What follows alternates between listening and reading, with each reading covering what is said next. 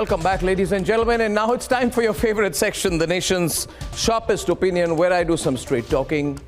I don't pull my punches, I give my views, I take a stand, but sometimes even I can't anticipate the kind of feedback we get. And yesterday, so many of you were so angry. I never anticipated that. I put this question out to poll, are we ready, yes or no, to gay marriage? And almost 80% said no. I put that out. What was my mistake? Then eventually, as the debate progressed, 77% of people said no to gay marriage. I put that out. What was my fault? I simply put out some questions on the questions of civility and equal rights, and I think I have a right to do that. But I never realized that there are such fierce views for, but also against, the idea of gay marriage. In fact, I was also arguing that aren't these the kind of issues that should be debated in Parliament? I mean, what is the role of the executive about elected parliamentarians and lawmakers? Should they not have a role in the debate? And should we in the media not have a role in this debate? And should the people of this country not have a role in this debate? And should this only be decided in the courts of the country? In fact, I thought these were all legitimate questions. But you know what, viewers, last night, so many of you wrote in saying, no, we never thought you could stand against Indian culture. Well, I don't know. I mean, I can equally ask, how can you use Indian culture as a defense? The practice of homosexuality has been there for a very long time in Indian culture, and that's one argument. You have records of homosexuality across the ages, and it's not really alien to the country. And the second question I asked was, and I don't know why people got furious at that, I asked some of my panelists, why would someone else's marriage bother you? I was told, well, it's an unresearched kind of question, it's an irrelevant question, why do you ask stupid questions like that? Well, I don't think that's a stupid question, I think it's a very relevant question.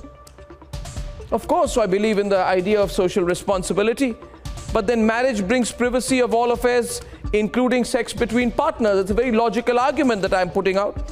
Marriage legitimizes all kinds of relations, and marriage brings exclusivity between partners, or at least that's the expectation.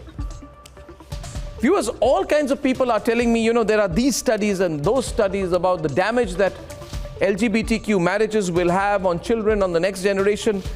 Well, there are also studies of LGBTQ having a good impact. There are studies which say there is no negative impact. And there are studies which say that it could have a positive impact. So if there are 10 studies on this side, one can also produce 10 studies on the other. But my point is, viewers, my purpose of my show is to provoke debate. And I think I have a legit right to do that. People were angry. They said, why did you get a same-sex couple on your program yesterday? Give them an opportunity. What should I do? Should I be quiet on my program? Say you're not allowed to speak your mind. You're banned from television.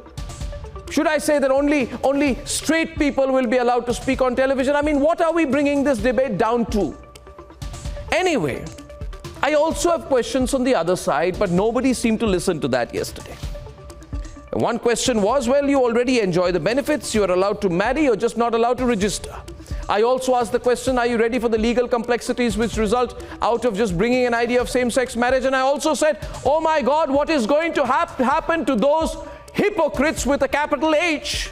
Those hypocrites who say, we will never allow a uniform civil code in this country, for only right-wing bigots want a uniform civil code. You will not allow the principle of equality to be practiced via the uniform civil code. You will allow no change in personal laws of religion, even if they discriminate against people on account of gender and sexual orientation, but you will take a politically correct position on the issue of gay marriage. I mean, I said last night on my program, that is real hypocrisy.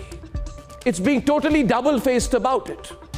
And that is a relevant question. I don't think we can sidestep the question. The Supreme Court is going into this issue with a particular direction, and you would have seen that. The Supreme Court says we can probably be incremental about it, and we don't need to do everything together. Let's think about the idea of a Special Marriage Act and the idea of a civil union which gives you a fair number of rights, maybe not marriage per se. Let's be incremental about it. Let the executive, that is the parliament, decide the other issues. Well, I did ask whether the matter is to be dealt with by the courts at all or not. So these are issues, ladies and gentlemen, and the fact is that there is no law in this country which prohibits adoption based on sexual orientation. There is no law, viewers. We must not put out fake news. Now, there is the other side which says, you're putting out fake news. I put the allegation on them. You must not spread the wrong news. You must not say that homosexuals cannot adopt children. Show me one law. So let's not overhype the aspect of discrimination, because the fact is that under the Juvenile Justice Act, you can adopt, you can be bisexual, you can be homosexual, you can be straight. It doesn't matter. It doesn't matter. You are allowed to live together. You are not prohibited from having a child. You are considered a family. You are not discriminated for insurance. These are realities. So if you tell me without gay marriage we will have no rights, that's also not true. But now comes the real question. The problem is, the moment I ask this question, I'm told, oh, you bigot, you right-winger, how dare you ask this question? But I will ask the question, is India ready for this? It's not a wrong question to ask. Let's not become so intolerant to the other side in this country. The question which needs to be addressed in this country is that, yes, they tell us France legalized same-sex marriage. Why don't you learn? We are told 10 years back France did this, and you or no are still asking, are we ready for it? Yes, I am asking. Because, ladies and gentlemen, in case you didn't know, France has a uniform civil code. And we don't have a uniform civil code. These are realities.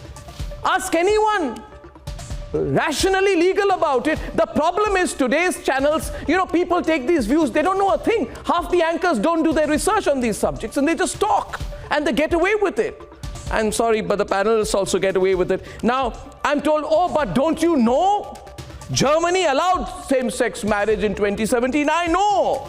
But Germany also has the German Civil Code, which is a codified private law. So don't tell me about Germany. Don't tell me about Canada. Don't lecture me that Canada allowed same-sex marriage in 2005 and we are so antiquated and antediluvian and archaic in our mindset that we can't do that. For God's sake, my counter to that is that Canada allowed the Personal Property Protection Act based on the ideals of a uniform civil code. And my view is clear, ladies and gentlemen. I have no problems, but I believe uniform civil code first. And if not UCC, tell me why not UCC. I want to bring the UCC as part of the debate on same-sex marriage. We are the only channel in the country which is including that in this debate, and that's the only way to go about it. Having spoken so much, we'll begin the debate. So ladies and gentlemen, here's what happened today in court, and then let's debate.